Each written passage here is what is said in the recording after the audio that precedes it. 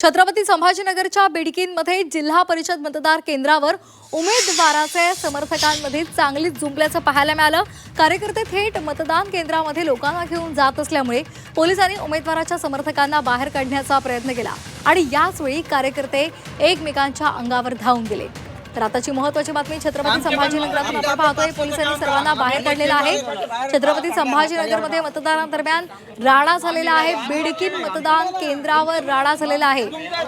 उमेदवारांचे समर्थक एकमेकांमध्ये भिडलेले आहेत आणि त्यावेळेला पोलिसांनी सगळ्यांनाच बाहेर काढलेलं आहे।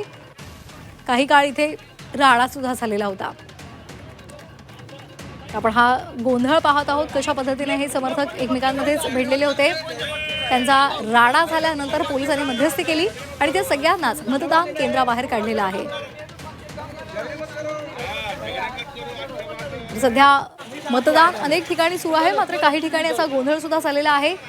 सकाळी सुद्धा बिडकीनमध्ये बाचाबाची झालेली होती आणि त्यानंतर पुन्हा एकदा उमेदवाराच्या समर्थकांमध्ये हा राडा झाल्याचं पाहायला मिळालं।